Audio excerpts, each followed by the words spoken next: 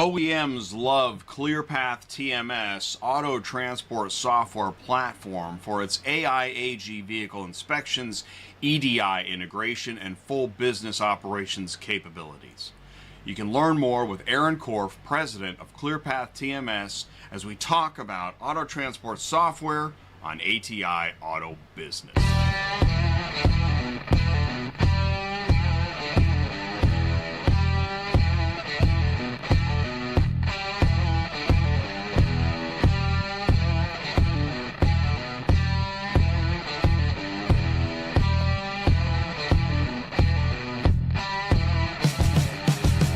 What's up, ecosystem? Welcome back to Industry Logistics on ATI Auto Business, where everyone learns more about the automotive industry. Do me a favor, jump in the live chat, say hello, copy, share YouTube link. Hello, YouTube. Hello, LinkedIn. Do me a favor.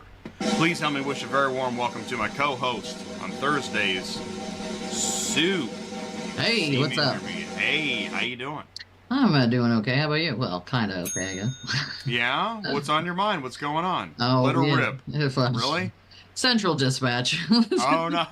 Okay. Well, that's okay. Still problems. Okay. All right. Okay, fair. Let's do this. All right. Well, yeah. All right. What we're going to do today is hello, Central Dispatch, by the way. Okay. All right. Shout out. Today's show is OEMs love ClearPath TMS.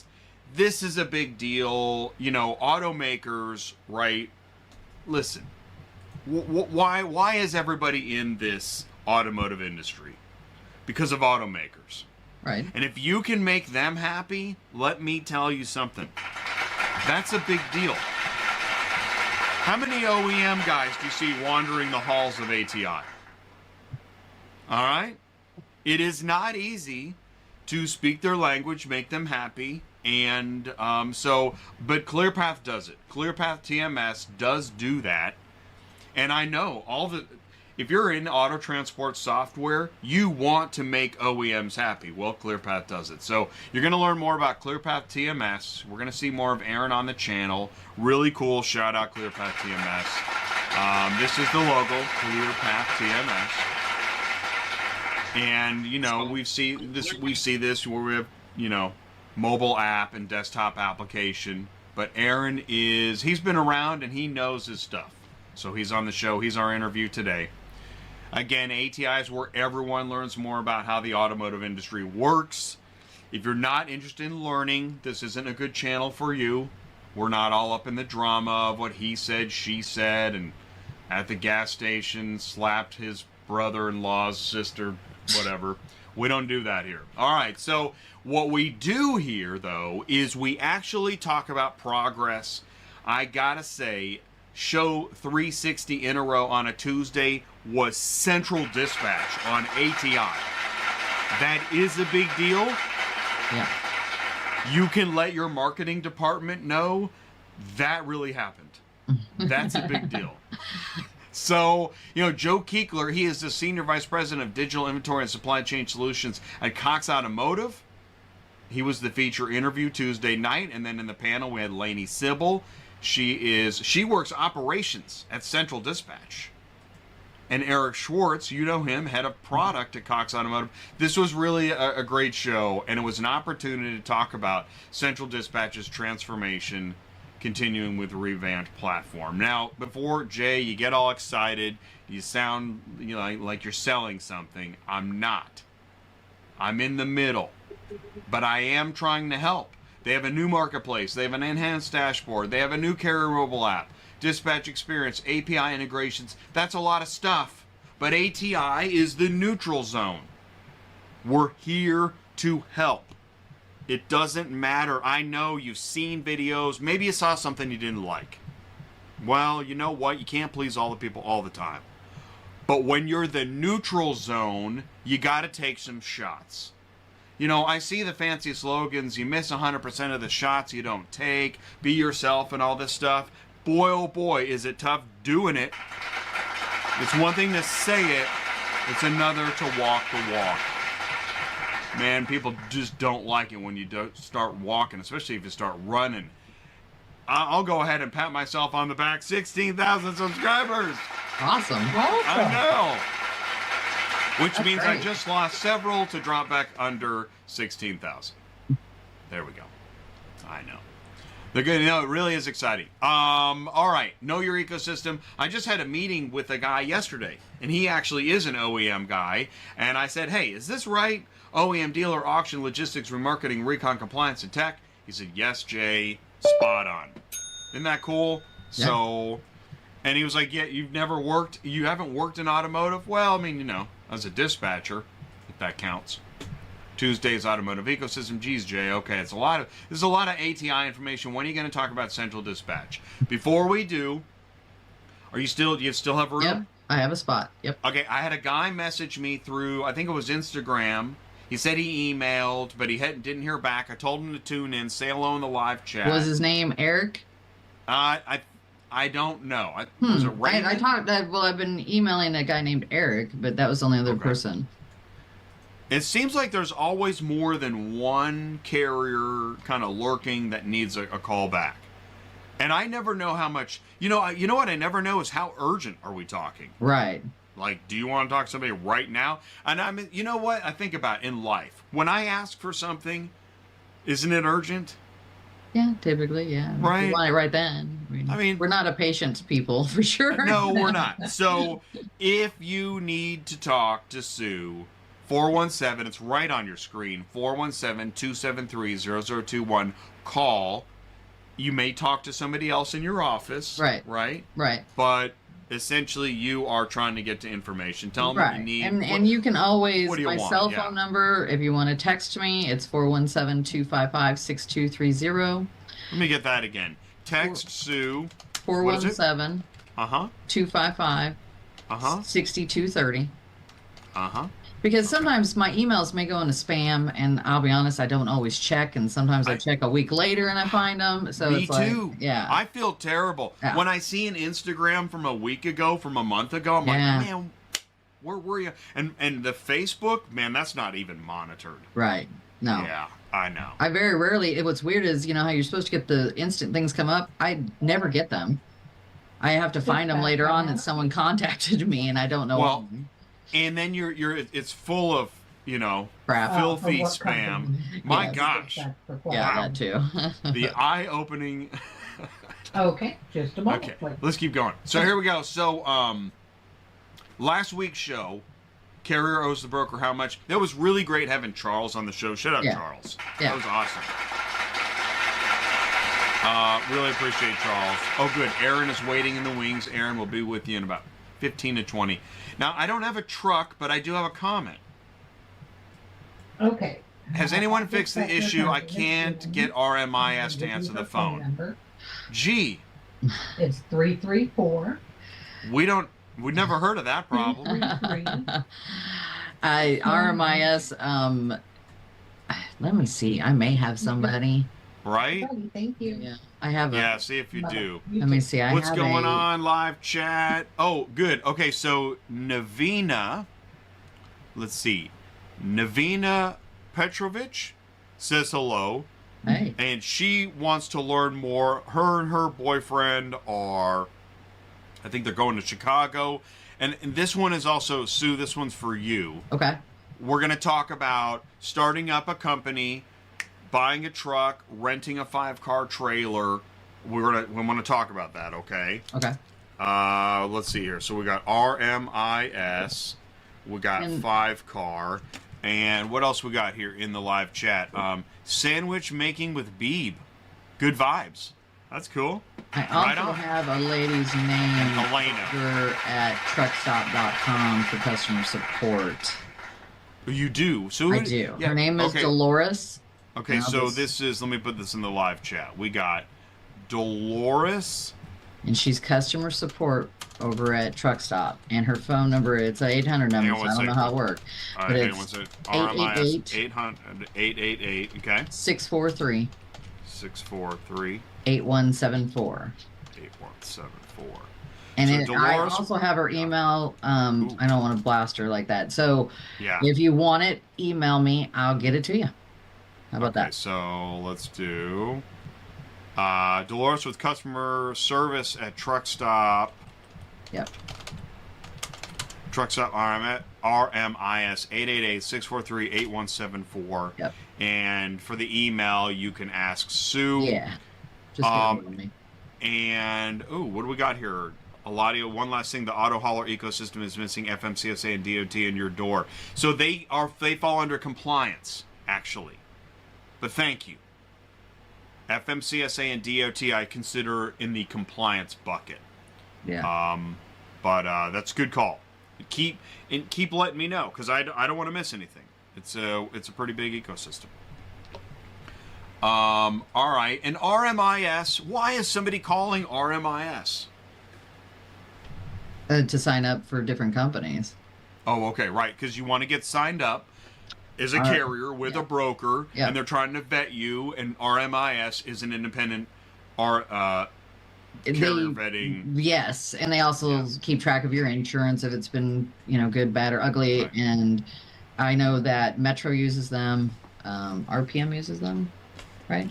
Yep. Right, Metro. RPM. I think it's in our top 20, United right? There was a couple. United Road has switched to them as well. United Road, wow. And so, doesn't it suck when the gatekeeper doesn't answer the gate? Well, yeah, because dude, come on, man. They're having the same problems we have when we try to sign up regularly. They're still having problems signing up. And I know that. Well, this is one of, and this actually came up with Central Dispatch. Is that, people need your help, right? They need it now, and the thing is that, and Cameron Reed, thanks, Cameron. My Carrier Packets is also a good one. There's Freight Validate, Trusted, without an E, Trust D. So there's a few. All right, cool. Hey, did you get the memo? No. Well, here it is. Trucking company owner pleads guilty to falsifying logs. Remember that motorcycle crash? I saw this the other day too. I was like, yeah, I shared this Tuesday night. Yeah, I mean, no surprise. Nobody's surprised. He's not surprised. The jury's not surprised. Hi, Jim. This is nobody's surprised. And essentially, So the moral of the story is, if you falsify your logs and shit goes really bad, it goes really, really bad. And in fact, we're going to bring in Brian. September 12th. On Thursday, September 12th. That could be 2 weeks from today. I think it is. Okay. No. Is it 2 weeks? 3 weeks? Some number of weeks, Brian will be here. Okay. Trucking expert witness. Okay. Oh my God, we got to talk about owners and drivers and how they do business with brokers and dealers. What is going on here? So, there's a particular company that Company X. Yes, that believes that they can do and say whatever they want to brokers, to shippers, to everybody, and that they're not responsible for damage claims because that would be the dealership's problem, that they didn't secure something. Anyways, but here's the thing. In this business, whether they're good, bad, or ugly, you're going to eventually come across this person again. And you got to act the right way if you want to stay in business. I know people think that they can act a certain way and they're going to be able to keep doing this, but there are rules that we're supposed to follow, that we sign contracts that say you must do an inspection, you must do this with the customer, things like that. As a driver, we don't get to make up what rules we want and how we're going to do things. But I keep coming across a couple different people that think that's the way it works, and it's not, because you're just going to run yourself out of business. Eventually that happens because you didn't pick up when you wanted to. Literally, I was told I didn't pick it up because I didn't feel like it. And I don't care what the broker says. I'll do what I want when I want. I'm like, it doesn't work like that. That's just one instance of it. Then I've had other stuff where there was a damage claim and they didn't tie down. It was a tunnel cover. Tunnel cover came off. Well, they didn't strap it down. It's not my fault. But it is. We're still all responsible for taking care of these vehicles as if they're our own, if you really want to look at it that way. Because when it gets to the final destination and if there's a damage claim, we're going to be responsible for it. every time. So, I mean, that was my complaint.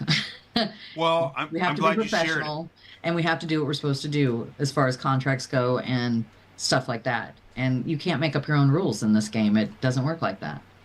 What I think what's surprising is the way that some, I don't know if it's the driver, if the carrier, the owner, talks to people. Just like super, like cowboy up rude. Yeah. And I'm sorry to the Cowboys, but it's like, what the heck are you? I mean, this is not an AC/DC concert. you are moving somebody's car. Sorry, AC/DC. I'm sure Angus Young is really upset or whatever. Okay, now I hear that. Are you working right now? Now I don't hear you. Now do you hear me? Now I can hear you. I can never tell if it's on or off. I know. I do. Listen, same thing happens to me.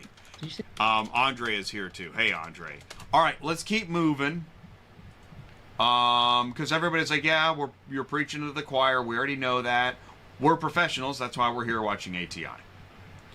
And you know, when Sue's telling that story, I'm like, did that guy see my show where I said, welcome to Auto Transport, you can do whatever you want? And he said, well, there you go. You can do it. But I say it because apparently you can. Not because you should. I think, yeah, exactly. Some people think they can. For example. Okay, sounds great.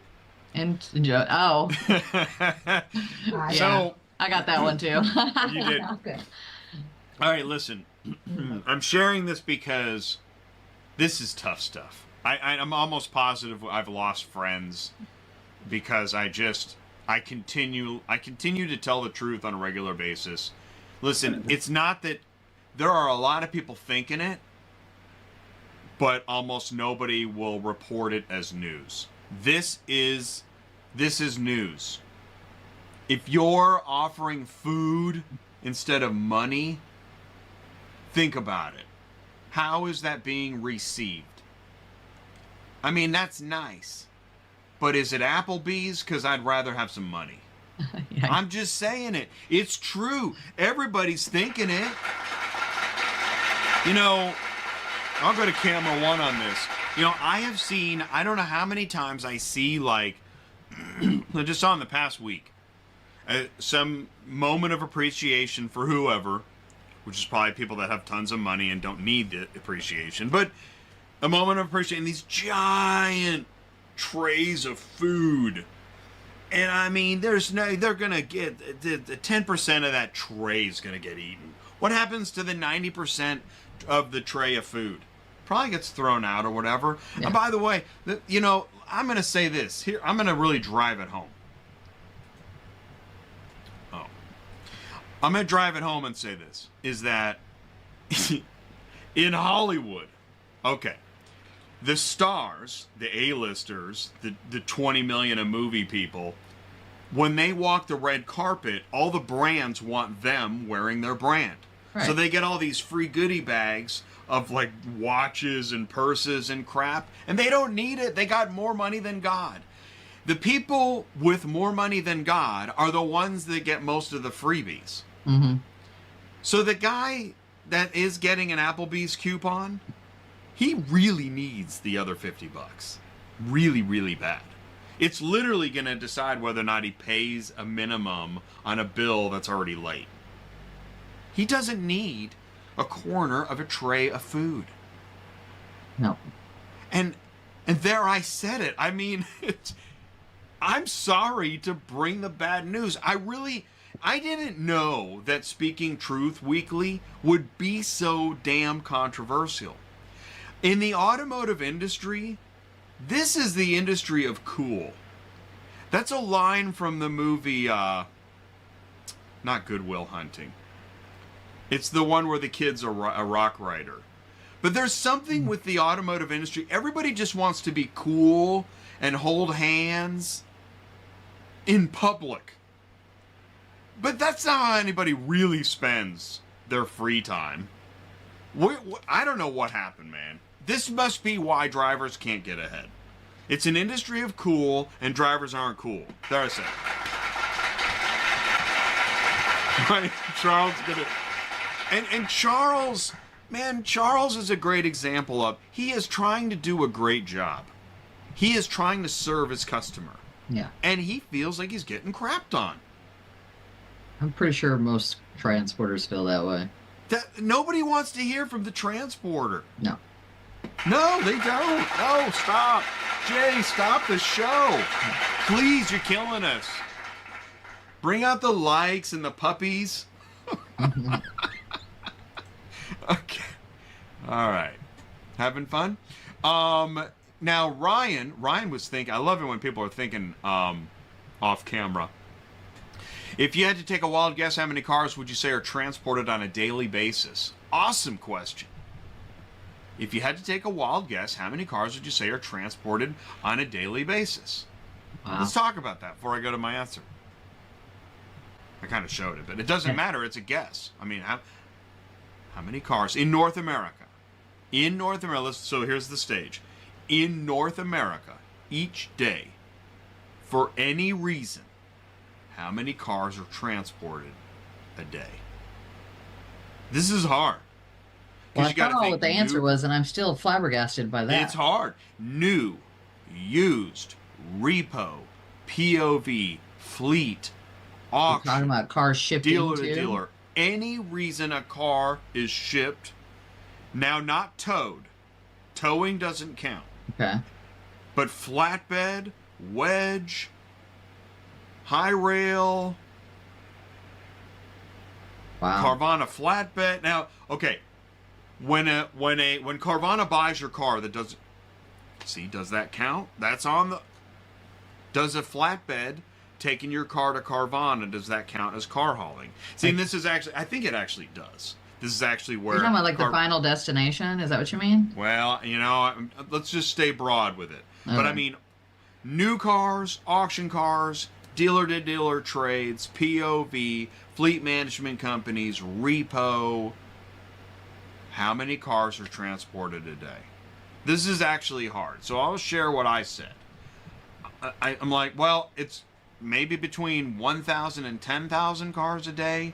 And then as I thought about it, there could be 20,000 car days nationwide, going from the plant to the dealer. This actually is a pretty wild one.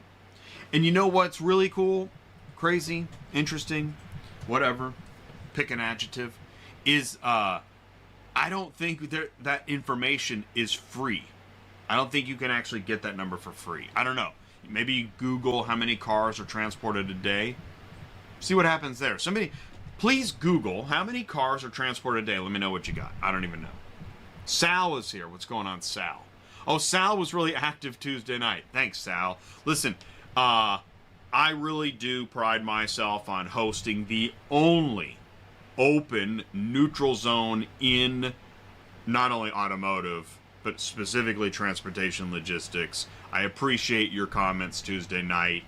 But I'm always looking for specifics. One of my requirements is to actually get specific info. Just rhetoric doesn't really cut it with me. I don't know why. I was born sideways. Leverage ATI in your business. I don't ship cars, I move information. Sue does have room for a carrier if you need a dispatcher. If you just want to give her a call and talk about why dispatching isn't illegal. She's up for it. You up for that? She'd rather do that live. Go to ATI Auto Business, get the podcast. Be one of the subscribers on the path to 17,000. See, Aaron says it gets close to 6 figures. That is some crazy stuff. Dang. What if 75,000 cars move a day? This is why somebody, you know what's happening, Sue? Right now, somebody's like, that's my next YouTube video. Get rich quick. 75,000 cars a day. I can't hear you again. Oh, man. So funny. What'd you say? Oh, I still can't hear you. Sorry. Oh, I there you said, go. great title, use it. Yeah, no, that would get rich quick in car hauling, 75,000 cars a day. Or maybe you switch it, 75,000 cars a day. Get rich quick. And actually, you know what? Say maybe, okay, you make $1,000 a car, $750 million a day in car hauling. Here's how. Peanut butter on bread. Oh. Do me a favor, stick around. Right after this, we're going to be live. We're going to bring in Aaron Korff. We're going to talk about ClearPath TMS. Stick around. You don't want to miss it. Are you completely stressed out from all the calls and the contracts and the verifications of loads where nobody ever answers the phone? Call Murphy Auto Dispatch Services today. Murphy Auto Dispatch Services has over 15 years in the transport industry. We are your office while you are on the road. We book, we verify, and we bill out your loads for you. We have an excellent accounting staff and an even better dispatch team. Give us a call today at 417-273-0021, or if you want to email me, it's murphyautotransport31@yahoo.com. Give us a call today. All right, we need to brainstorm for this commercial. How do we show our audience that we're the best auto transport platform in the industry? Oh, we need to show them our dispatch manager. Optimizing routes has never been easier. We should definitely show them our EDI management screen. Managing contracts is simple with ClearPath's EDI toolkit. Who doesn't want to work with the big manufacturers? These are all great ideas, but we need to highlight what makes us special. Sure, we can talk about all our awesome features, but the bottom line is we invest in every single one of our clients, giving them the power to scale up and increase their revenue. That's perfect.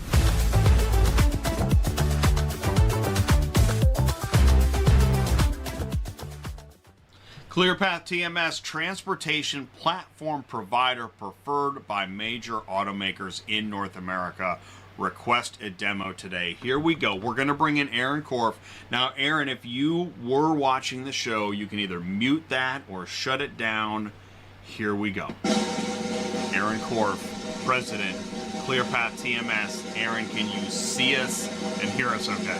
I can see you. I can hear you. I am with you. Right on. All right, we can see you. We can hear you. You're with us. First, we'll start with an introduction, and then we will, man, we're just going to go. All right. So, introducing myself, I'm Aaron Korff. I am the president and CEO of ClearPath TMS, an auto transport management platform. I've known Jay for many years. We met back at, I believe it was the Import-Export show for in Baltimore, automotive logistics. Yep. Yeah, so I've been doing auto transport software for many years, many more years than ClearPath even existed. And we just love the industry. We love the people. We love our customers, our competitors, our friends, and gonna have a good time here on the show with you. Awesome. All right. Awesome. All right. So this is you took me back to Baltimore. Yeah. There we are in the room after the people, lots of seminars, convention, then you're talking and you're networking and you're getting a bite to eat and you're trying to sign up business and understand other verticals. And that's what we're trying to do here today with you and ClearPath is that we know, all right, let's go with what we know. Auto Transport 101. We, in general, you out there in TV land, live and on demand, and us, we know there is auto transport software. We know it because we look at load boards, right? We use a mobile app. Right. We think we're using a TMS. We probably are. And we may have heard of a CRM. There's auto quoting software. We need reports. And once we realize, okay, that's quite a thing, now there has to be a digital way for us to ingest client info, exchange vehicle inspections. It's a lot. Now, and to code this stuff is crazy. Yeah, it is. I mean, this is not something that is done overnight. There's so many parts to the platform. I mean, you mentioned some. There's carrier onboarding, driver payroll, obviously the whole work order process with the apps, the inspections, reporting, the accounting level stuff. It just goes on and on. And there's things that when we first started out, some of the things that we've conquered a long time ago were, these were obstacles along the way. And I remember actually at that import-export show, I've always been annoyed a little bit by VIN decoding, right? So VIN decoding, you think it's just such an easy thing, right? And so you either manage the database yourself, you get the new patterns from the OEMs, you subscribe maybe to a third-party service. Ultimately, you end up doing like all these things to really get it right. But I remember at that show, there's a lot of OEM reps, and I remember going up to them and talking to them and being like, what is it where it's so hard to get the patterns from you guys? Like if I want to get a pattern for a BMW or from Nissan, you'd think I could call Nissan and BMW and say, hey, what are the 2025 patterns? And you couldn't ever get it. They would be more behind. Like the outbound logistics people would be further behind than us software people. And I think I kind of figured it out where, when that VIN pattern's getting created in the factory, there's some, I don't know who it is, some analytics guy, bean counter, it doesn't really matter. But those guys are a few departments away from the outbound logistics guy. And really it comes down to is our carrier using our platform is the first person in the world that really needs to use that for decoding purposes. And so we're like the front line of attack. We're like when something's not decoding. And there's times where I have to say, okay, you want to do some like AI thing or something, but it's more like, can you look out the window? What is it? Okay, thank you. Honda Accord, got it. What's the trim? Okay. And then it gets added in the pattern. And the biggest pattern database is Data One, JD Power, guys like this. We're giving them feedback when we don't see a VIN decoded, and then we find out what it is, and we kind of beam it to the mothership. So now it's like part of their database as well. So that was just one of the challenges. I mean, there's many, many more, obviously, once you get into the app and all the, the back office stuff and everything. But that's what keeps it fun, I can't hear you, Jay. Maybe me. Check. That was me. Okay. That was me. Yeah. Because I was typing. Okay. I love that because, so that's a perfect example of software stuff, can sound, somebody's like, oh, that's boring. No, it's not. Not even close. Yeah. And I want to also clarify for anybody that doesn't know. So VIN decoding, basically when you go to take your mobile app and you go to scan the VIN and it doesn't work, right? Who's had that happen? You're like, hey, Everybody. it's not going in. It's not going in. And then you're like, this sucks. Well, guess what? It wasn't easy for the developers either. Yeah. That's why you're doing this. Yeah. And that's what he's explaining. And I also know many companies, if you talk to any company, this is part of the industry of cool I'm talking about. If you talk to any company that does VIN decoding, they're all like, yeah, it's amazing. We have everything. It's perfect. No. It's going to be a no. Definitely not. Where's the... Wait till you get to exports and stuff outside the country. It's a whole thing. But it's our thing. It's ongoing, isn't it? We know this thing now. Right. And now they got all these new EV models or whatever. Yeah. But anyways, all right, that is a lot on VIN decoding. That was good. That's a good example. Okay, so at this point, ClearPath TMS, and we do have a question about tracking features. I'll make a note of that. Is ClearPath TMS... You say it's like a full business platform, right? Like you can run your business with ClearPath TMS. Yes. And you're not looking for, I'm just going to say it, you're looking for larger customers because this is some robust stuff. Yeah. Yes. I mean, we're happy to bring in customers of all different sizes. It's I think, we want to be a good add value too. So sometimes you don't need a jet plane when you're just starting out, and so the cost might not be, in line with where you're at that moment in your business growth. But we'll take on anybody. There's a minimum charge and there's an implementation charge and all that. If you're good, we're good. We support customers of all different sizes. We love them all. So on that, and that's another thing. I think we've become. It's like we're in a world where we can't talk about. Listen, the Caesar salad is $100. Do you want it? That's a lot of money, but man, that must be a good salad. Yeah. You should see my payroll. Very good. Wait till you hear the a lot of money in R&D. Exactly. You have high costs. Yeah. Now, let's go ahead and get specific. Let's say I'm a single owner operator, and I've heard there's some great ideas out there. Can I become a ClearPath user? I actually don't know the answer. Well, you're going to be a ClearPath user probably if you're hauling from anybody else. You're going to see ClearPath paperwork eventually. I know these numbers that you're estimating for total cars can't be right because that means we'd have I know. a chunk of the marketplace, and I don't think we do. Well, you see the data, right? I don't. Yeah, What are we talking? I mean, we alone do hundreds of thousands of cars per month. So, that's just through our platform. And we got, some competitors out there, obviously. So it's not like I would like to say that we have 80% of the marketplace. So, could there be 1 million? It's not 1 million cars a day. Not a million. My guess, my guess is 40 million a year. That's my guess. All right, but what's that a day? That would be like a little 100,000, 110,000, whatever, something like that. 40 million. Yeah. Divided by 365 is about 110,000 a day. Yeah, I guess. I mean, again, you're right. But that's that's tough to aggregate that, because what do you mean? Obviously, you're talking hot shots. You're not talking towing, but why not? I mean, you could. And so where do you get that metric? I think it's easier to pin down new car metric, but if you really wanted to do that, you'd want to look at what's going, sometimes, there's going to be a short haul transport, even if a rail's coming out of a factory. So there's going to be some point where it's on the back of a truck, usually. So you could look at just the total cars sold in North America and kind of get a good idea of new cars. But I don't know what they say. A car gets transported an average of, I don't know what it is, 3 times in its life or something like that. I have heard that. I think it's 3 to 4 times. Yeah, in its life. So let's just say it's 100,000 a day, new and used cars being shipped in North America a day.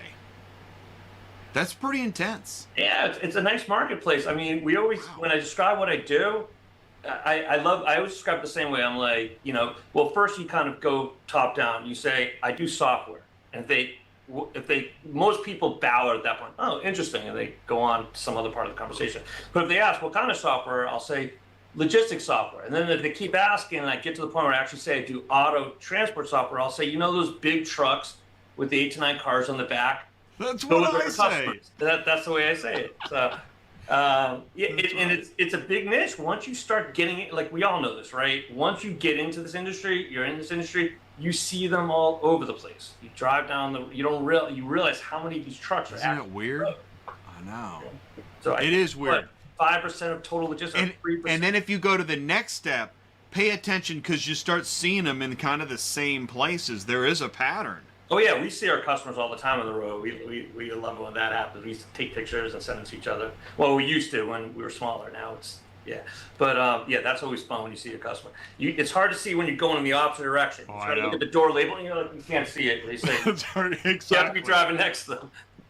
You're like, why is this weird guy in the Tesla following me waving? And then if you want to take it to the next level, when you're traveling, you'll see different patterns, different companies. Because this is a regional sport. Oh yeah. And sometimes you're like, what's he doing down here? Like, what's that? You didn't expect to see, Totally. Then you pull him over, like, what are you doing? Here on the East Coast, but I'd probably like raise an eyebrow if I did. And then you're texting your buddies. Like I saw a Midwestern, a high rail, 100%. empty, coming back from probably Omaha. Yeah. Hey Joe, do you know you got an empty high rail headed back on South 35? Not good for load density. You don't want to do that. Yeah. Pretty funny. So it is fascinating. All right, hey, so Guimel, I know I'm saying that wrong, has a question about location and tracking features. Let's talk about some features. Let's go into, let's say you're a small business and you want to go with ClearPath because wow, you guys are like the OEM kings and I want to haul OEM. By the way, if I go with ClearPath, do I have a better chance of hauling OEM? No, I mean we not don't necessarily. We're a technology company, so we don't represent OEMs. We don't get you contracts, anything like that. You come to us at that point. You know what I mean? Now it does help, I think, to say if you're talking with an OEM to say that you planning to use us or anybody that I don't want to just say just us, but I'm not going to mention my competitor's name because it's my time on the air, not theirs. But there are other competitors that can handle EDI stuff. So if you say that you have that you can handle the technology, I think that might help you a little bit, but we don't broker out, you know, contracts or anything like that. So yeah. So okay, I'm with you. So can I use? Let's keep going. Can I then, as a small business in car hauling, can I use your mobile app to pick up and deliver cars, connected to a TMS where I manage loads? I can do that? Yeah, exactly. Sweet. You're going to write our marketing chip material for us. That was great. It's awesome. That's a wrap, everybody. Like, you know, the quick start guide. You know, when you have a quick start guide, you open up the little 2-pager. There you go. Yeah. Okay. All right, good. So, all right. Now, what, okay, going to features.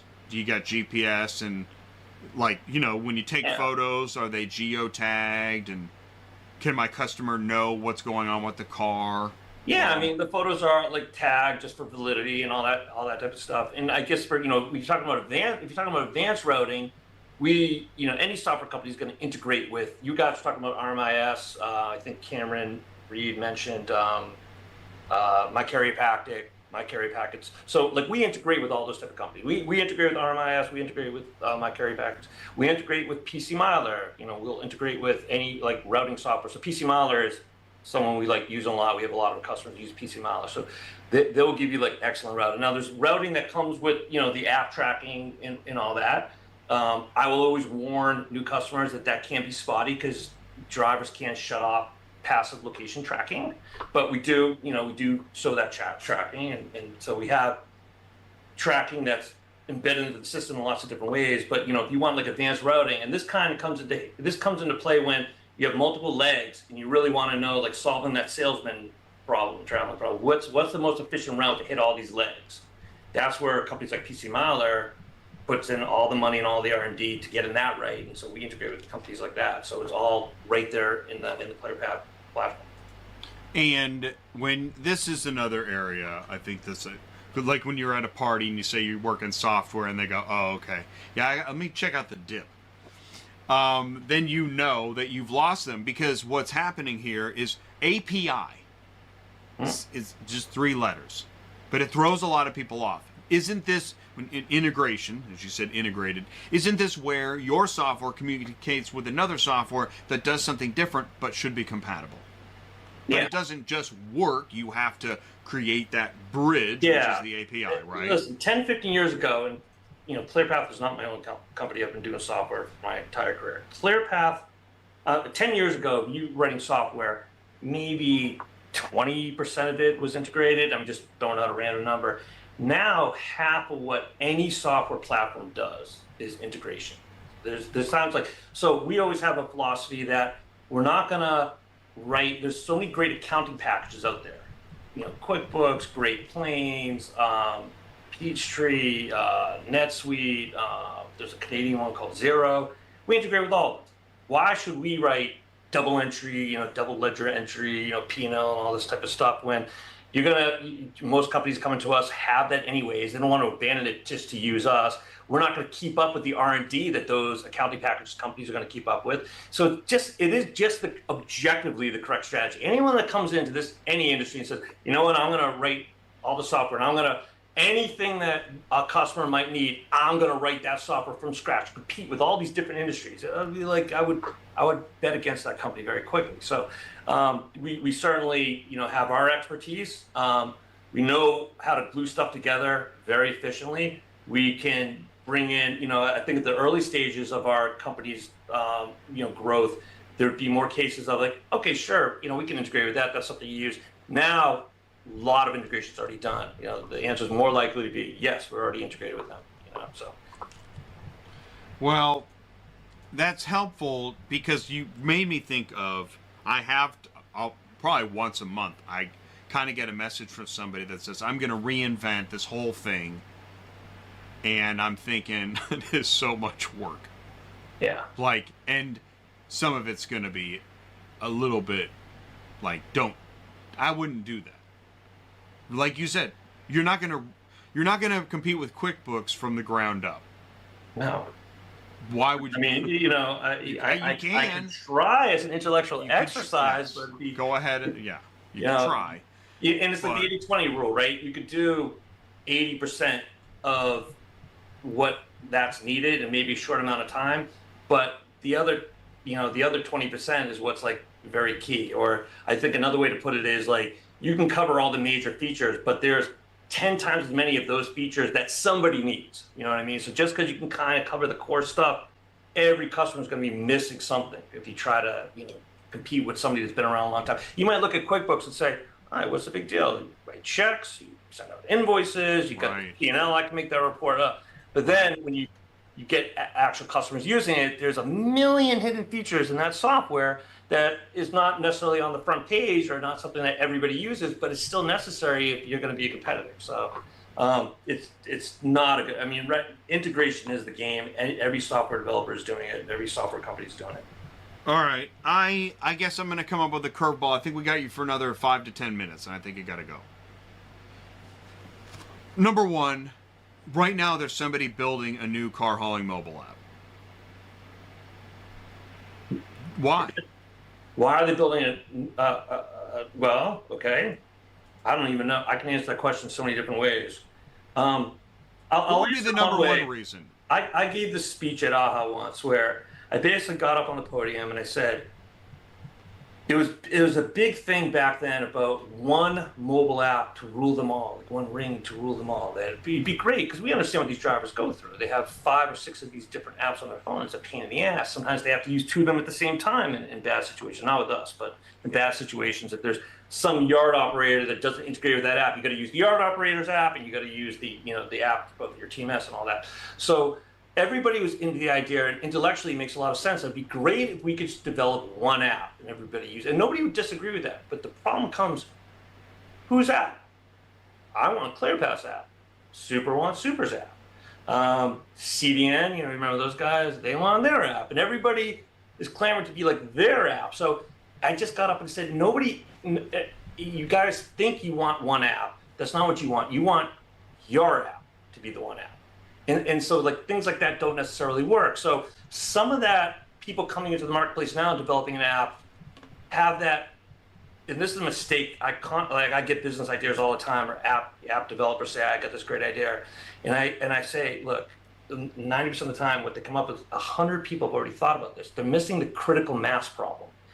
It's a great app if you already have millions of people on it. But how are you going to get those millions of people on it just because you have an app? Like that's the main problem, is building up the critical mass is the difficult thing about delivering an app. It's not having an app itself. So if someone comes up with a common app, they say everybody use it to make your life easier, what's the incentive for them to switch from what they're doing to use what you have if you're at the beginning of your journey, and then how do you get to a point where now you get that critical mass to encourage people to come? So it's a tough game. The reason why our app's out there and successful is because we have the TMS and the back end and the ATI integration and lividity coding and all the other parts that we had, and then the app is just something that's a companion to it. But we didn't come like with the app first. And I think even someone like Super Dispatch is not telling everybody that. Beck never calls me and says, Aaron, why use our app? You don't need to use your app. But like that's not. He's just developing a good app that he wants drivers to use as a competitor. So if you want to compete with Super, I think that would be tough. I think they got the pure app marketplace kind of covered. If you're, and I'll say this, I love Beck, and in some sense, I think we have different customer set, but there's a little bit of an overlap with this competitor. But I'll say this right now: if you're you have a couple trucks, or you own a truck, and you need an app just to get your work orders done, Super's a great app, and Beck and those guys are great. So so that would be my answer to somebody kind of developing a car hauler app now. Like, how are you going to beat Beck? How are you going to beat Super? And that actually is such a good way to put it, because that way you're not saying it's me versus you. You're saying there's already somebody that's really the independent gorilla. It's not even the big gorilla. Yeah. It's just that he really did a great job of scaring. And I want to ask you this. So how many years, because people love to know how long you've been doing this, how many years would you say ClearPath has been a serious contender in auto transport software? Is it 10 years? I don't know. No, we started out, so let me see the best way to answer this. So I started out creating I created auto transport systems as just custom projects, and I did a few of these. And the way I got, like, so I had the first one, just whatever luck. It was a local snowbird transporter. Put it on the website, got another one, put that one on the website, and just Google allowed people to find me. So I ended up doing like 5 of these. And that's when I kind of came to the point where, you know, it might be good to take the best in class stuff that I developed already for this and my knowledge of the marketplace and create like a product, you know, like a product people can buy, and it's a consistent product. And I got lucky that my client at the time was a pretty decent size carrier, had some EDI stuff, and I was able to kind of develop something around that. And then, so my point is, day one, I had larger customers. You know, like my first 5 customers are pretty big. You know what I mean? I actually started, and they say when you start a new software company, like the VC marketplace, investors will say, are you going to go top down or bottom up? Bottom up, I think, is more like what Beck has been very successful. Like drivers love his app. Every driver knows that app, right? If any carrier says, hey, to their drivers that they're hiring, you're going to use Super, they're going to all be familiar with it. It's going to be great.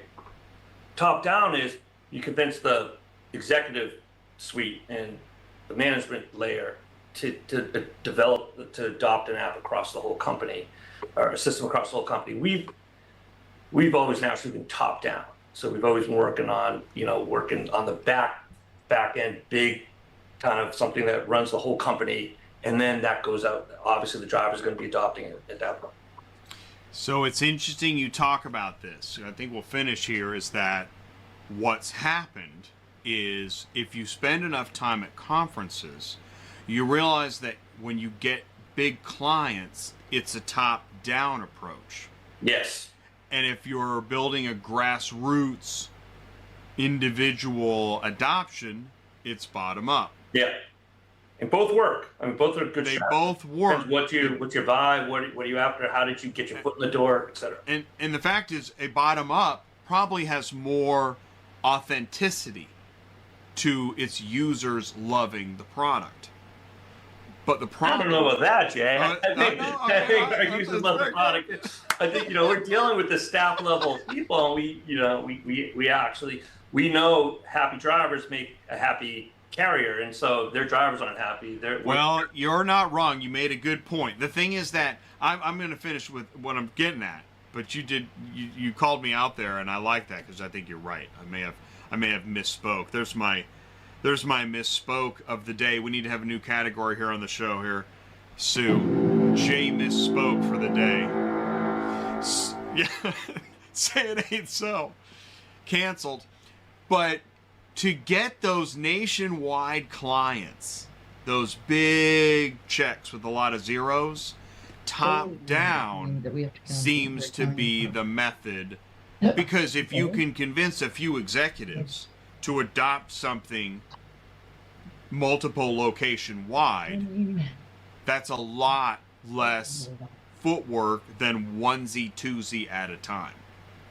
Yeah, I mean, you're looking from like an investor's point of view or a founder's point of view. I can't disagree with that. I think it's a longer discussion. I think getting bottom up, you get that kind of critical mass, and it sort of becomes, and it really just depends on the industry. There's so much compliance in our industry.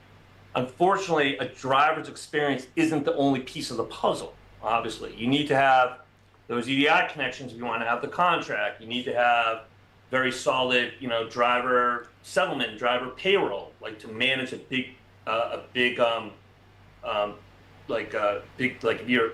if you have a lot of drivers on staff, you're going to have a good driver settlement module, and just a lot of elements like that, a lot of compliance elements become very important in this industry. So, well, and this is where, so like in the follow-up is this platform, he says this platform is mostly for internal use within a business. So here's what I want to add. This is the hard part. It's not about the drivers preferring the app. It's about what a client requires for a contract. We do get sometimes a negative feedback from a driver on like a review or something that, they are required to take all these pictures. Why can't it be simpler? And they're like giving us grief. And at the end of the day, there's compliance reasons for that, and there's compliance reasons that our customers requiring their drivers to do that. And it's not the app's fault. The app is completely configurable. Anytime you take on the ClearPath platform, the app becomes something that you configure from the back end. So you can make whatever requirements you want in the app. How many pictures, what angles the pictures have to be, whether you need the AIG codes, whether you need to take, picture inspections, dot inspections. It's all configurable. So it's a very powerful app. But yes, it's driven by the carrier, not by the driver. And I understand from the driver's point of view that can be frustrating because time is money, and they're taking longer unloading and scanning, et cetera. Sometimes you can just mark something picked up. Sometimes you got to scan the VIN. This is all set by the carrier, and there's no right or wrong here. I 100% understand what the carrier is doing because they don't want all of a sudden to see a car that is marked picked up and never got onto a truck. You know what I mean? They want to make sure that when they're fighting a claim that they have all the ammunition that they need. So it makes it, I think the drivers understand that as well, but it is very frustrating when you come from a, one type of haul where there's less compliance needs and the driver can get through it quickly to another type of haul that there might be contract requirements that make the driver take long. Sometimes the app kind of gets in the middle and gets blamed. I know that there were times where I'm even like, man, we got to count the floor mats and the manual and all. Yeah. Well, you know what? There's a reason.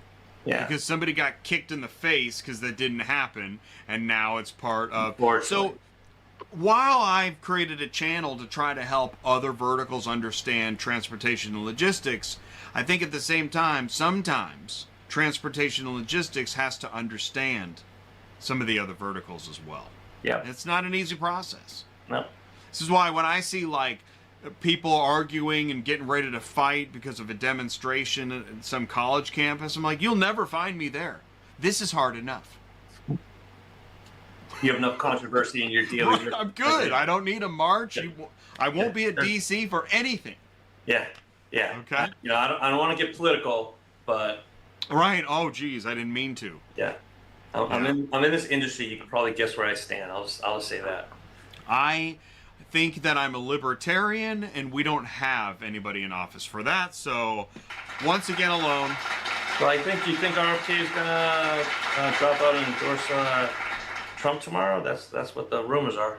Who is? Well, I think Robert Kennedy Jr. Right? Oh, I know. I saw that headline. Yeah. So I think he's considered a libertarian candidate, and I believe the rumors are that he's making a big announcement tomorrow. I think the rumors are he's going to drop out and endorse Trump.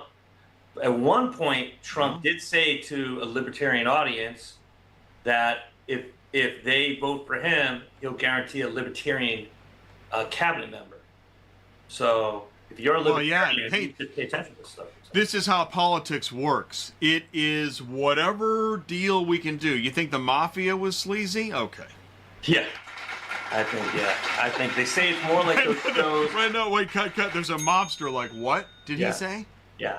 I think it gets pretty goofy behind closed doors, I think, when it comes to politics. Oh, my gosh. Well, politics, oh, my gosh. Yeah. I will say this. Here's what I'll say for politics. With the exit of Biden, or whatever you want to call it, whatever Twitter calls it, with the exit of Biden, it sure has gotten more interesting. Oh, yeah. October came early, right? That's wild. Isn't that wild? I did not see that coming. I didn't. Yeah. It is kind of wild times. I mean, historically, there's been other wild times, but this is our generation's wild. Right now. Even Hillary's like, yeah. I'm the wild one. Yeah, you should start a political podcast. I'll definitely. Oh yeah. Then I'll put on the. Then I'll talk. Oh my gosh. Yeah. You get views, man. I just wanted. Well, I know. I put it out there. One of the things that I really think is wild is Twitter. Listen, I don't search political stuff, but it is loaded with anti-Kamala. I mean, and I'm like. It's the day after she announced. It was loaded. And I'm like, listen, there's something. Come on. And it's all anti. That's weird. I think the stuff that gets clicked is anti both sides. So if you're looking at left-leaning stuff, you can see anti. I'm starting to wonder. It's like, yeah. I don't think Elon Musk is anywhere near the neutral zone. No. Which is fine. No. But now you know. All right. You heard it here first on ATI. Aaron, thank you so much for your time. That was an awesome conversation. Really good. Thank you, Sue. Appreciate it, guys. we're going to keep it going. Next month, you're going to be on Tuesday night. Looking forward to it. Very excited. Yeah, it's going to be great, excited. man. All right. Thank you. All right, man. Have a good day. We'll talk soon. All right, take care. There's Bye-bye. a lot of applauses in a few minutes. All right, cool. Sandwich says, listen, man, I'm just trying to get cars moved. Thank you, Sandwich. Shout out, Sandwich. Right? Actually, and I will say this. I'll just apologize. I can't stand other shows that talk about whatever. Oh my God. It drives me nuts. So no wonder the audience is getting killed. Let's go back to Car Hall. I think I finished all my slides. So, let's talk about, okay, here we go. Let's go into dispatching fundamentals and advice. All right. We did have a question. This is why she's been waiting an hour. Navina, right? Let's see here. Navina Petrovich. Okay. She and her business partner are going to relocate to Chicago. Okay, you're listening, Sue? Okay, and I don't hear you. I know you got your mute on. Okay. They're going to relocate to Chicago. I think they're going to buy a pickup and rent a 5-car trailer. Hmm. And they're new. Okay. Just knowing that, what are some of your thoughts? Well, first, I'd want to know what size of truck you're going to get with the 5-car to make sure it's big enough. And honestly, I would recommend getting a small big rig before I bought a pickup truck, but that's just me. You have a place to sleep, and you're legal, and it's going to last longer. Most pickup trucks you're going to get barely 2 years out of, whether it's the motor, the transmission, something like that's going to fail you, or you're going to need to get rid of it because you're going to start having problems with it. I know the F-550s and stuff are considered commercial vehicles, but they still have the same problems with them, and I still about 2 years. So if you can get into a small big rig like a single axle, I would probably recommend that. Sometimes you can find those for the same price as the truck that you're looking at. The other problem you're going to have is, as we all know, signing up with new brokerages is a pain right now. You better figure almost 6 months to a year for some of these people. And that means you're going to need to have some savings put away because you're not going to get primo loads. You're going to deal with the, I hate to say it like that, the end crap load, unless they're going to do local. I mean, are they saying they want to do local in Chicago? I'm sure there's plenty of work in Chicago area. Not a great area as far as safety wise. That's the issues you're going to run into. Finding the proper amount of insurance, because if you're a 5-car, you're going to need at least $250,000 in cargo. I think the requirement is 200. Is that right? Usually, but some of them, you want at least $50,000 per car is what I always recommend, and sometimes that's not enough. So keep that in mind, because sometimes you'll have a Lexus or a Mercedes that costs $100,000.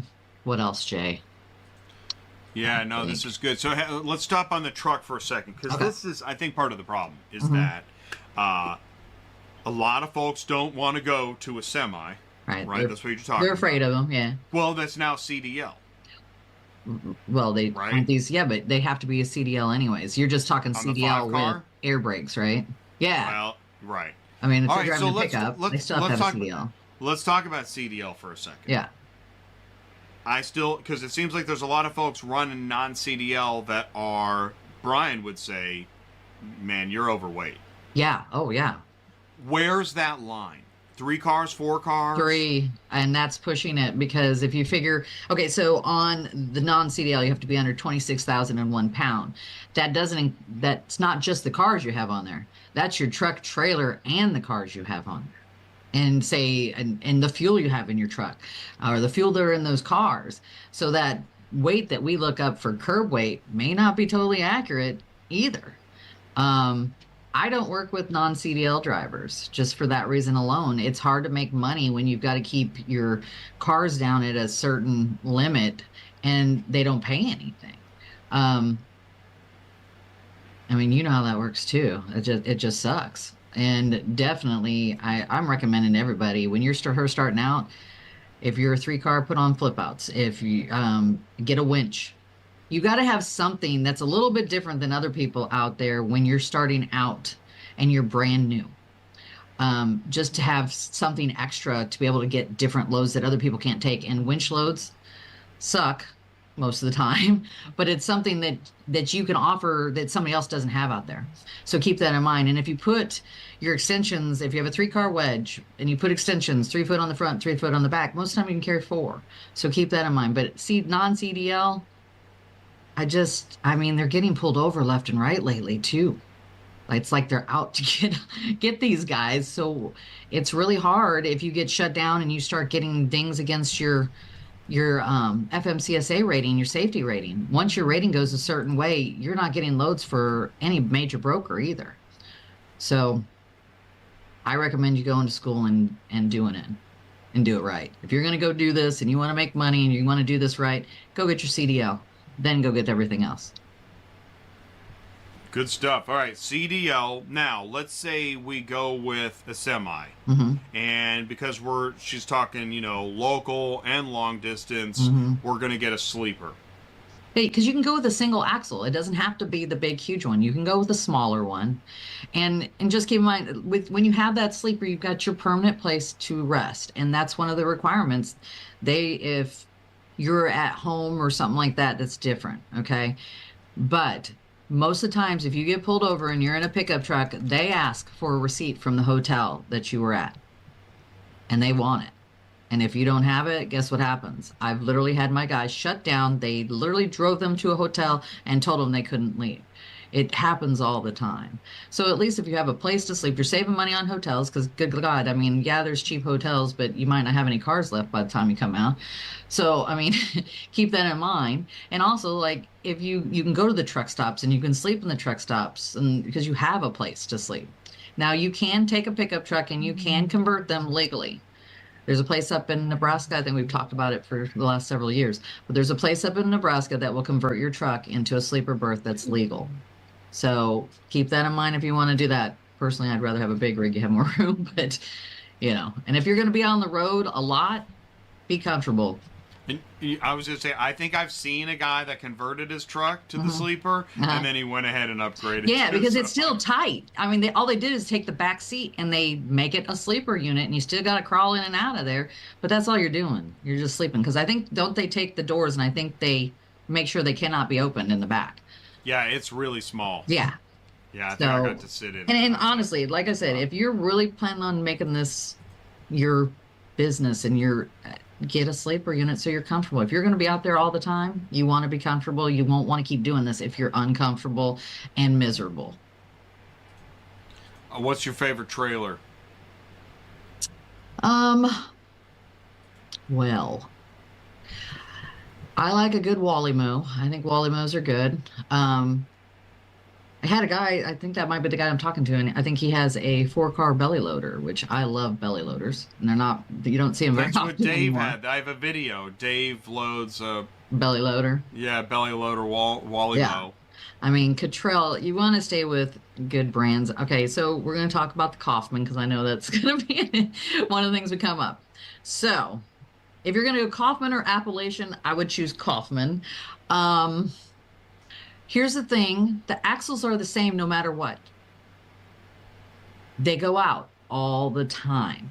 I would tell you that if you're going to do this, look for a trailer that has the automatic oil baths, that you're not constantly checking it to make sure they haven't leaked out. Because that's the number one thing that goes out on a trailer.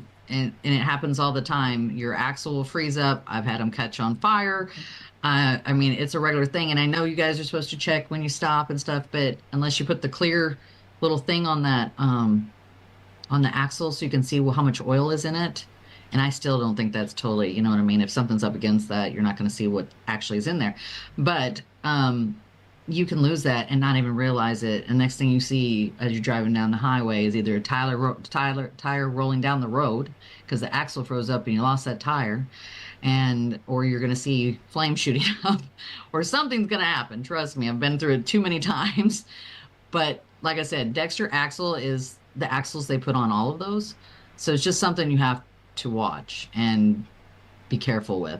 The difference between the Appalachian and the Kaufman when you go into a 4-car is that one of them is narrower at the top than the bottom. So that means you can't put bigger vehicles on the top without them hanging over and having any issue. And if it has the little ledge on it, you're not hanging over anything because you can't even put it up there. Let's see, what other ones do I like? Okay, so 5-car. What's a 5-car trailer you could recommend?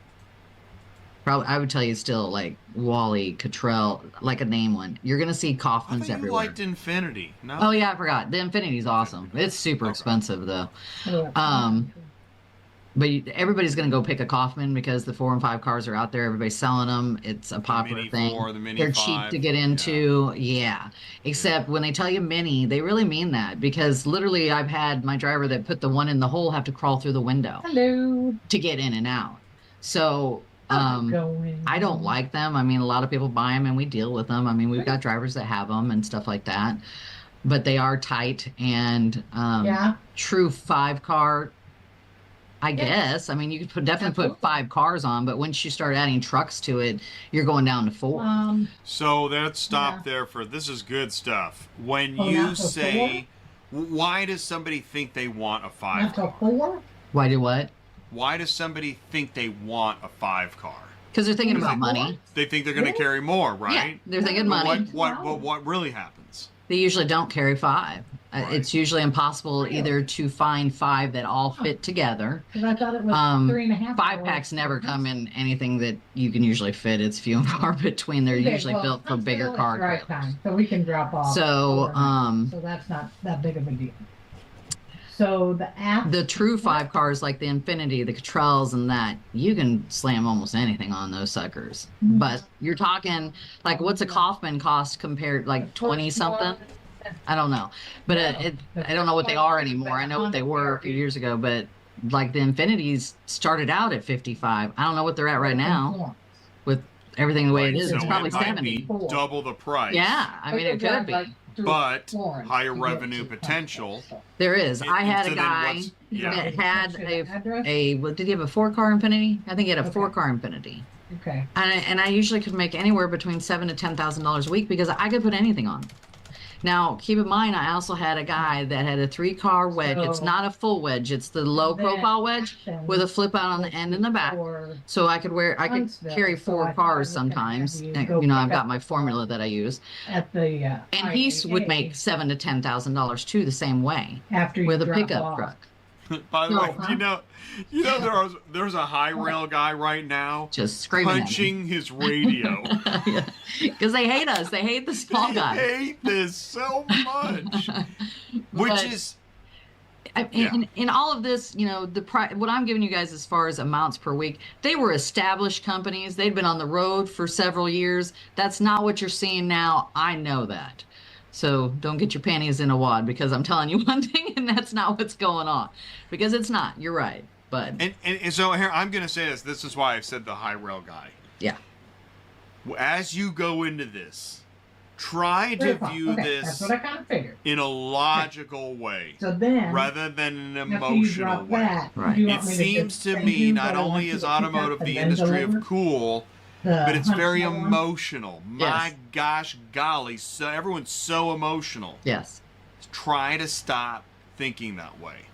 Yes. There's enough of a the piece of 2 the pie for cars everybody, and technically. every 4. I mean, Well, you're especially right if we're about- doing that many cars a day. Holy crap. Well, Right. and I don't mean the, overworking IAA, for because nothing. that's And Right. I don't like agree 20 with minutes working for before food. Huntsville. No, huh? I actually don't know. And And then anybody that one says, I'll is, get you on the they're next one, holding it bullshit. at Yeah. the, That's Okay, a there I lie. just, there I said it.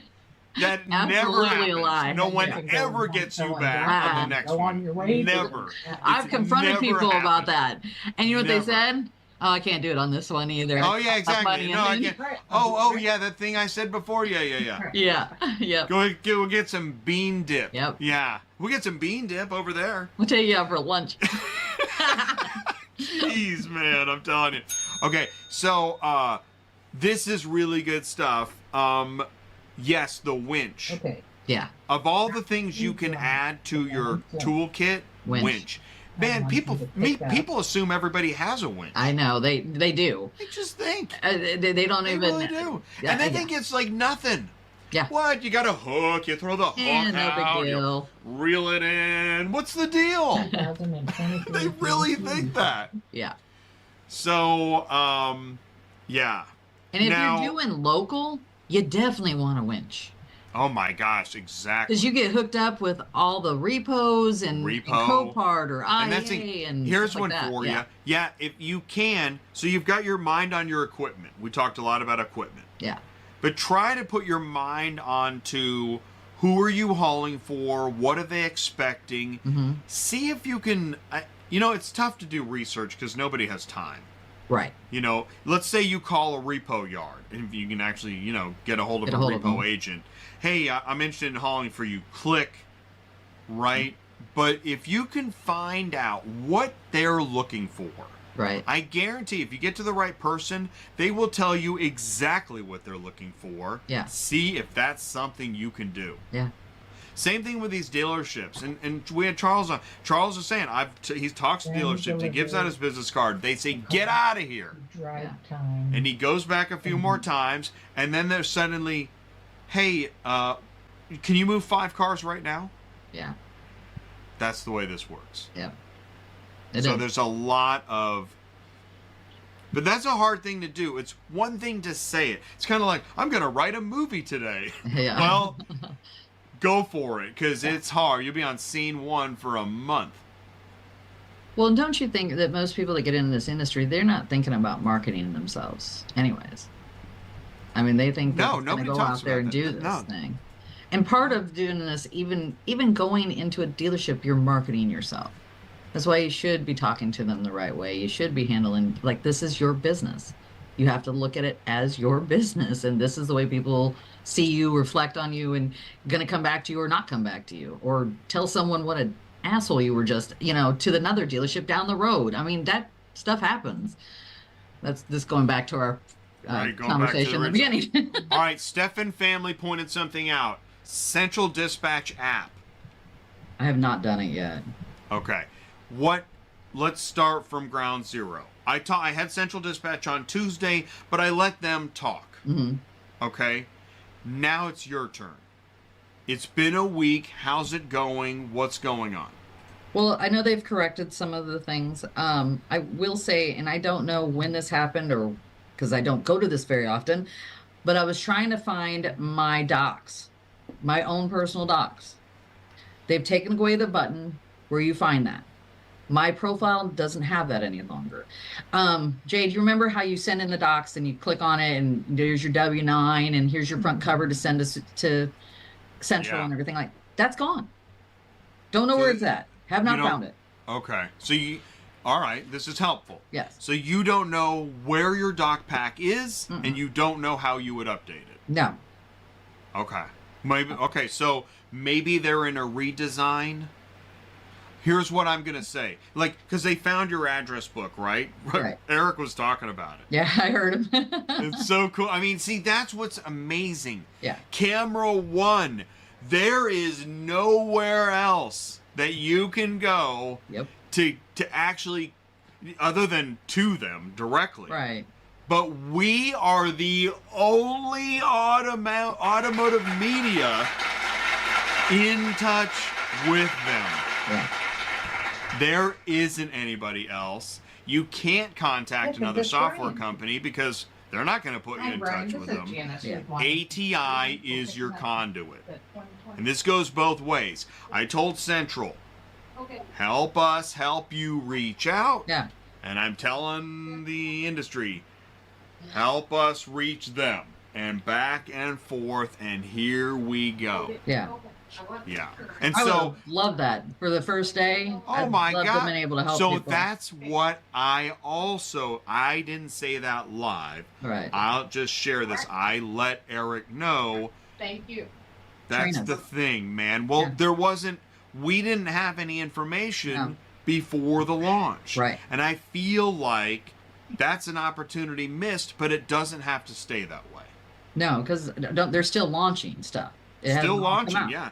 So, Still launching. Show us what you got so we can help people, because Tell us people crazy. what you're doing, what's going on next, and then users tell us what your problems are, what you can't see. Sue just said she can't see her dock pack.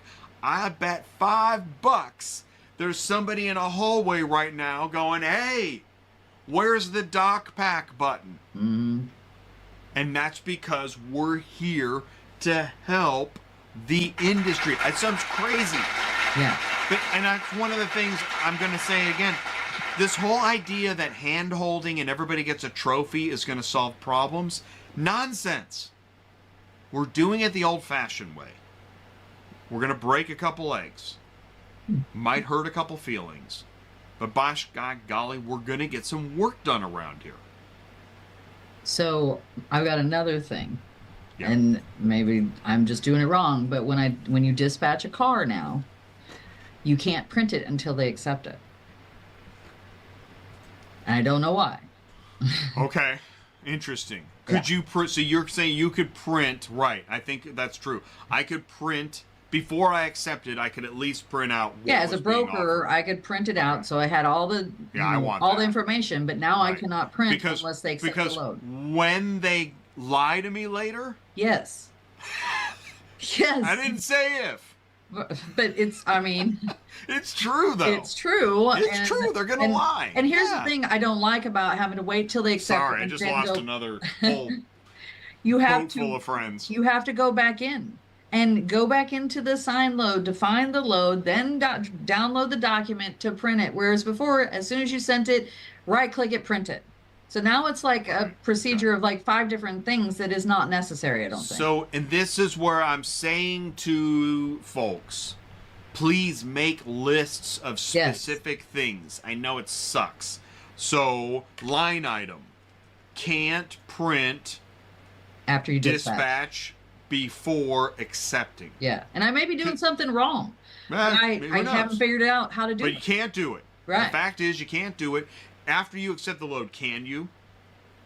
Yeah. Yeah, after they accept, I can print it. Okay, interesting. All right, Yeah. so this is a line item. Yeah. And this is either a bug or something I want. So here we go. Yeah. Stefan Family has can't import dispatch seat on Super Dispatch. Let's go ahead and talk about I've been able to. it. Okay. I good. have been since last week. It started working Thursday or Friday. Now I will tell you 2 things.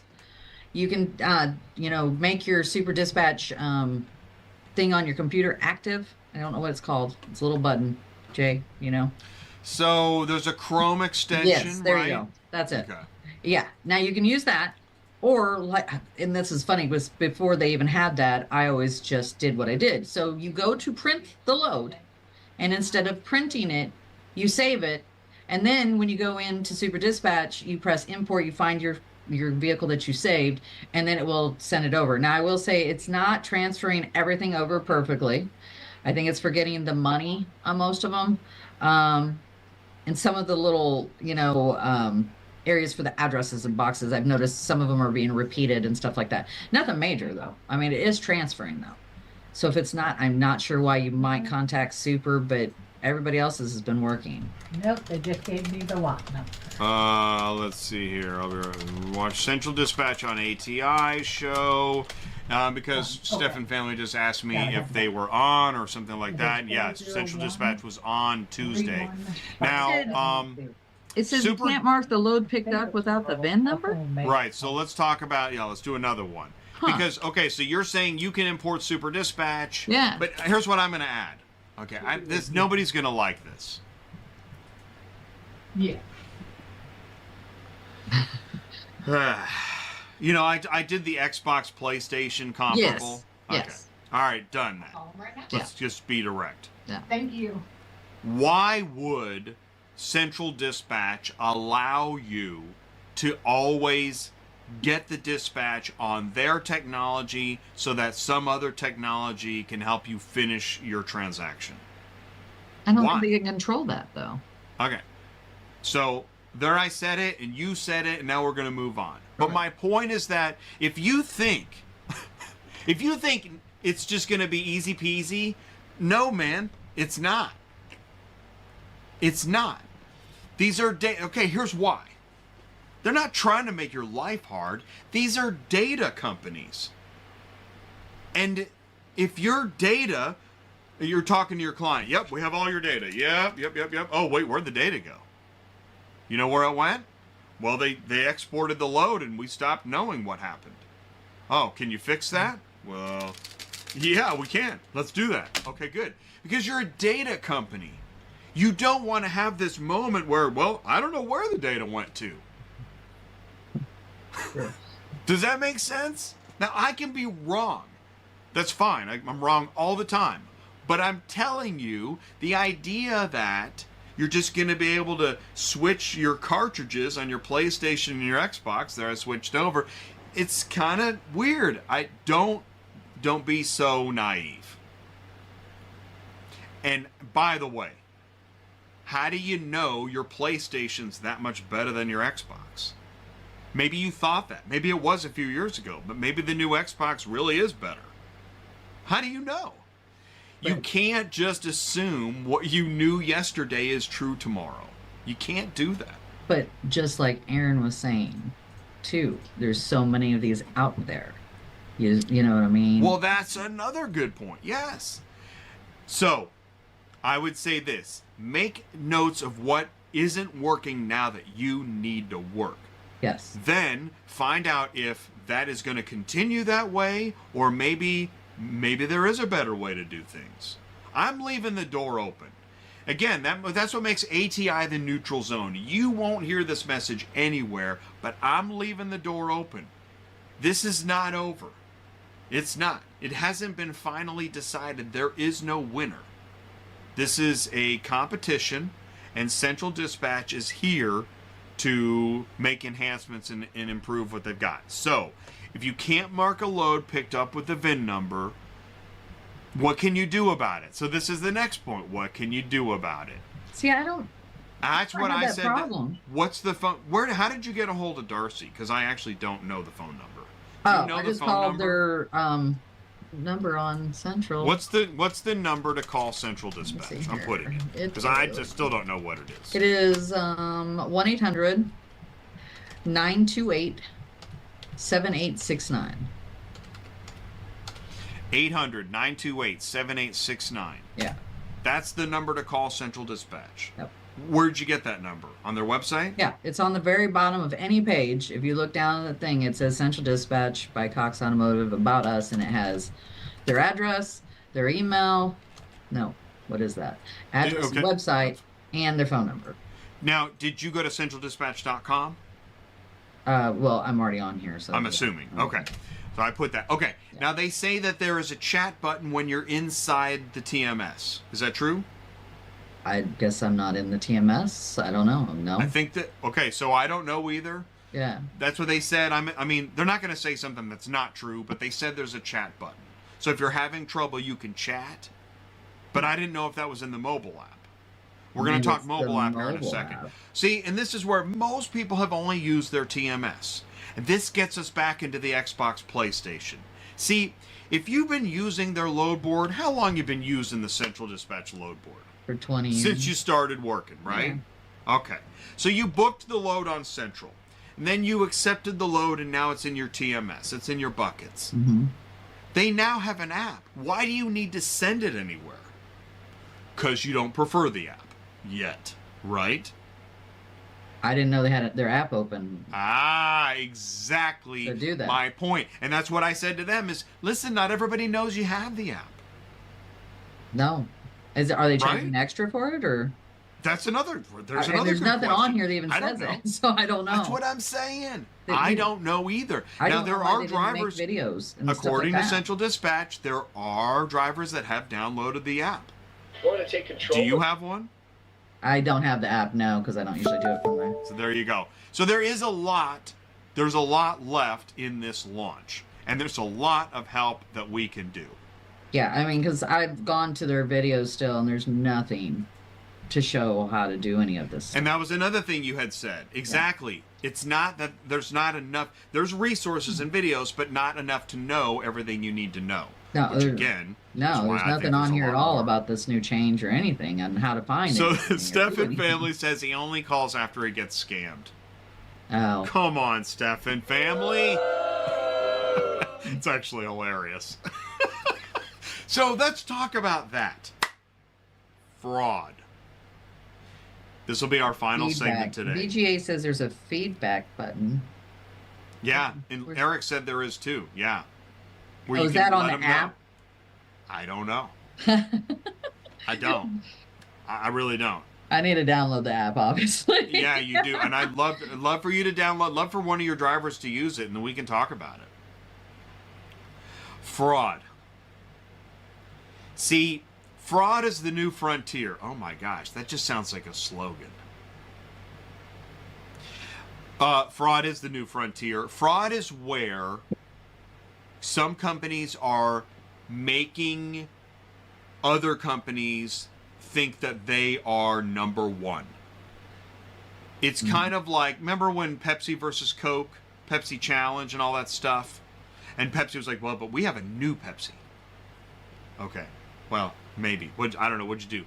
Get one of the Dr. Pepper 33 flavors and chuck it in there? My point is that fraud is the new frontier of where you can say, well, we're better than the other guys. And the truth is, nobody can control fraud. Nobody can control fraud. Nobody can control fraud.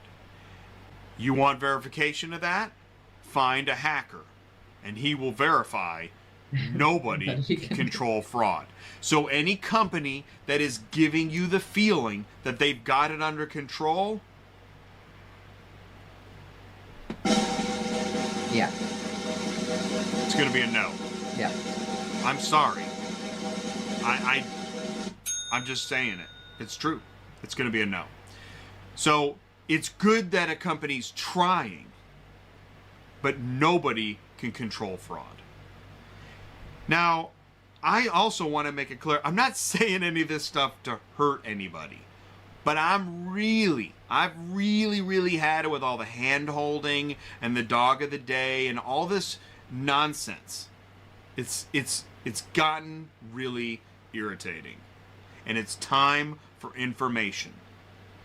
Can we please get some information up in here? Yeah. That's why ATI is here. That's why we'll be live most Thursdays, every Tuesday. It's ATI Auto Business. Stay with us. If you're interested in information and actually growing a business, ATI Auto Business is for you. Sue, that was a great show. Yeah. I want to thank Aaron for a great, that was a cool interview. He was like, what are we going to do? And I was like, dude, you know. There'll be plenty of stuff to talk about. There'll be plenty. This is going to be great. Let's see, BGA says there's a feedback button. App is for inspection on desktop version on the side of the screen. Very tiny sliver on vertical button. You know, I will say this. Here we go. Here's Jay's additional feedback. I saw a lot of white space on that dispatch sheet. I thought I saw too much white space. Mm-hmm. Again, remember how I've said in the past, like maybe some executive thinks it looks amazing? Mm-hmm. Ask what a dispatcher thinks. And a dispatcher is going to say, what's with all the white space? It's very hard to read now. It really is. The font, I don't think the fonts are big enough. It's small. I think there's too much white space. I don't know who designed this. Yeah. Again, it looks great. Man, if you're holding a press conference, right now Eric is like cringing. If you're holding a press conference, this thing's amazing. But if you're working with a dispatcher, what is going on here? I agree. I mean, that could all be, I don't know why it changed. It must have something to do with maybe the way they configured this. Well, change. Listen, you got design people, right? Yeah. You know, and the sweater's getting in the way, and they came in this, they've such a nice dress today, and they're eating a lot of avocado, and well, we want to give them the benefit of the doubt. But no.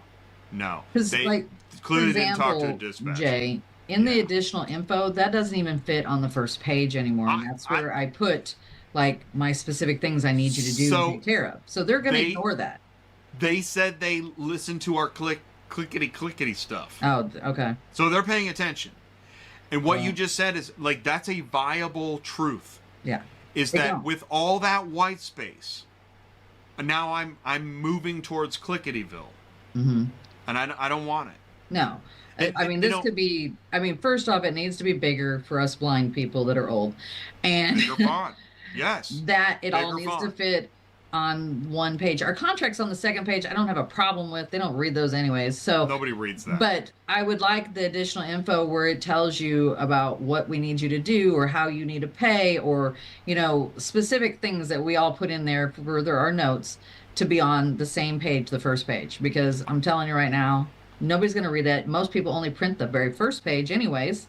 That's so right. they're not even going to see in it. Fact, when there's a dispatch sheet and when I go to print, it says print 5 pages. I'm like, why? Yeah. No, I don't Nobody's going to want to. Yeah. No. And do this as an exercise. You look at the mobile app.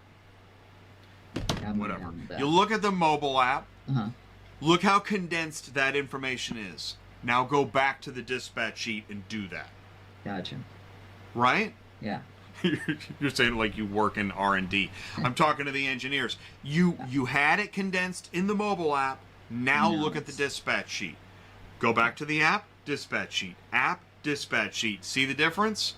Yeah. One looks like a marketing page and one looks like a useful dispatch tool. It's not both. And another thing I want to bring up again, because it's still not changed. We don't get emails anymore for feedback. Or ratings, whatever you want to call it. Ratings. We Talk about ratings. Yeah, what's going on with ratings? ratings? No longer get emails. And that's been going on since they changed when they changed the ratings thing back in February of last year. We do no longer get emails that we got a negative, we got a positive, we got anything. And we no longer get emails when we give them feedback to make sure it went through. Because I don't know if anybody else does this. I know what you're talking about. Yeah. Sometimes you give feedback and it never went through and you don't know. Oh, God. Okay. They got to know this. Yeah. Thank you. I didn't understand what you meant. But when you get negative feedback, you got an email, through Central? Yes. That's and no it longer told on there. you just got a negative. You don't get that now? No, you haven't since they did this ratings. That's There's like the no more restaurant emails. owner not knowing that somebody ate a roach. Right. Right? And that's just it. You'll talk to some of these people and they didn't know they had a negative because they didn't get a notice. So they couldn't. Now, granted, we all know you can't fight negatives any longer anyways. But you did. If you don't know about it, that sucks even more for a broker to say, well, it looks like you got a negative on this for this. I can't work with you. And you're like, what just happened? So, yeah, it would be nice to have those. This Plus, is like great I said, feedback. And again, we really do. We believe in these fixes. We hope that they happen. I'll also address the tiny sliver vertical button again. Somebody that, maybe a design student that's fresh out of college was like, let's make this cutesy little zzz. He said it's on the left bottom. I still don't see it. I need a button I can smash from across the room. Unless it's on the app, I don't see it. Going through here over and over again. So that means if it's that non-noticeable, then there's a problem too, right? And the only reason I'm siding with non-noticeable is, again, when I looked at the dispatch sheet, I was a little...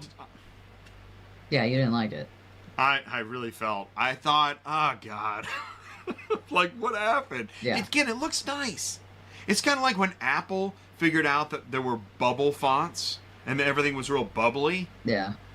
But later on, they were like, oh, okay, well, bubble's cool, but it's got to be readable. Yeah. So. Yep. I don't know. I've gone way too far. This is episode 177 in a row, and I've said way too much. Well, I will say to everybody out there, send us emails of other stuff that we're not talking about so that we can bring it up. And it may be stuff I haven't even seen yet. And I was supposed to be making a list this week, and I've just been busy. So I know Moosey sent you some stuff too, right, Jay? Moosey has been helpful. Moosey has sent me stuff. Yeah, shout out to Moosey. You're absolutely right. He was having problems with them getting transferred over to Super Dispatch, but I showed him how to do it, and it worked. So. But I also felt, and this is where I'm trying to manage the neutral zone, that there was a bit of joy in some of those problems, and I'm not enjoying it. No, I'm not enjoying any of this. I'm not. I'm just trying to help. I Yeah. really, I don't even use it. I ask myself, I don't even know why I care. I haven't dispatched in years. Right. But you feel our pain. I do. I think when I said I was born sideways, I think that sums it up. They use RI instead of AI. That's funny.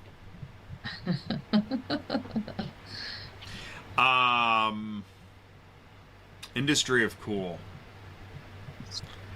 That was a good one.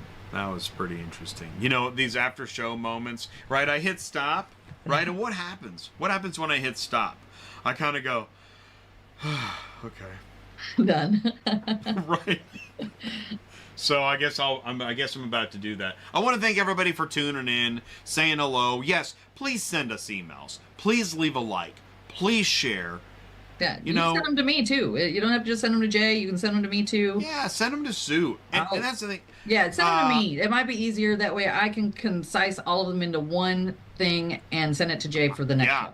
I actually love that idea. Send it to me. And Navina Petrovich, I recommend. Why don't you, reach out to Sue? Yeah, get in contact with me. And and maybe help you as much as I can. Yeah, maybe maybe instead of Navina being the dispatcher and her business partner is the driver, maybe Navina somehow is the business administrator. Hire a dispatcher. Yeah. Right? Now you have that. Because I actually believe that some businesses that are really successful have the triangle. Right. Now, that creates new problems. Meaning everybody's got to be willing to talk, right? And communicate and trust. Right. If any of that breaks down, if somebody feels like somebody's lying to somebody, it's not going to work out. No. I agree. So...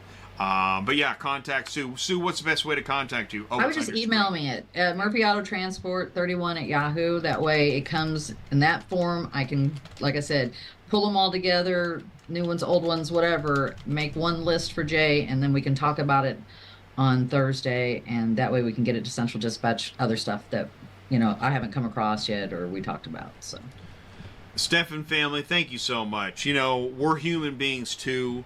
We just really care about this industry. Yeah. And I do not want to see BS win, whatever that is.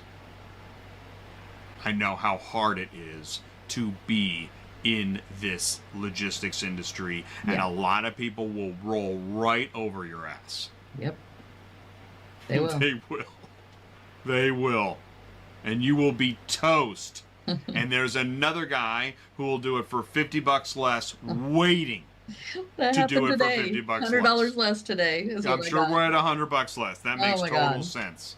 I'm like, not doing that. And then just as soon as you feel like you're getting ahead, all they're offering is, something to eat. It's weird. It is weird. You have to pretend you're not even a human being anymore. And that makes no sense to me. We're the last channel with actual human beings. There we go. ATI to business. Sue, thank you so much. Aaron, ClearPath, thanks so much. What do we say, office? Goodbye, Sue. Goodbye, Sue. Thanks so much. All right, we'll see you next week. All right. All right. Bye.